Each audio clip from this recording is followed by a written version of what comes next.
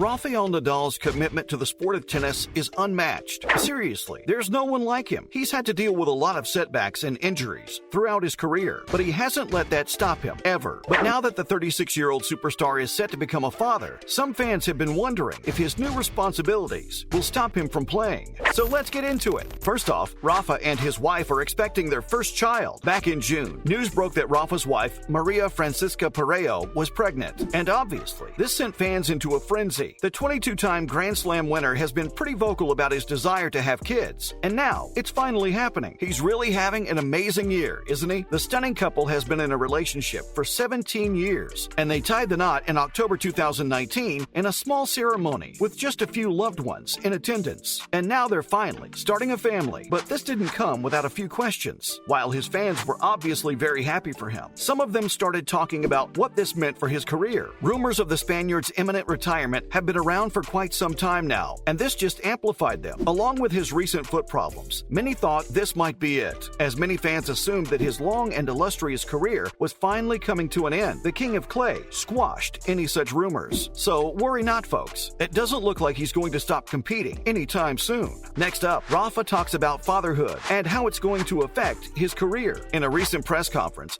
held at Palma, Mallorca, the Spaniard said, as everyone knows, he's not used to talking about his personal life because he thinks he's exposed enough already in his professional life. He expressed that for the sake of his own peace of mind and the people surrounding him, living with a low profile was just better for him. He said he preferred a calmer way of life. Then Rafa said that he doesn't know how his life is going to change after having a kid because he absolutely has no experience in fatherhood. He revealed that he was a family guy and just simply adored kids. And honestly, we couldn't be happier for him. And the good news is, he doesn't expect this to mean a change in his professional life. Whew, we don't know about you, but we're really happy about this. Let's hope we see him in play for as long as possible. And his coach also confirmed this. In a recent interview, Rafa's coach and former tennis player, Carlos Moya, reassured fans about the superstar's future. Moya said that back in his day, hardly anyone traveled with their children, but things were different back then. Players used to retire at 30, 32, and then they'd start families. But now, plenty of players travel with their children in tow, and maybe Rafa will do the same. Only a few weeks back, the highlight of Wimbledon was Novak Djokovic practicing with his son. Even Roger Federer's kids follow him everywhere he goes. So we can hope to see the same from our favorite Spaniard. The super coach believes that paternity will not make the 14-time French Open winner stop playing at all. On the contrary, it'll just give him extra motivation to keep winning. Finally, Moya added that Rafa loves his family. He loves children, and he'll definitely miss them when he's traveling around the world. So what's next for the King of Clay? The US Open is starting soon, and fortunately, Rafa will be competing.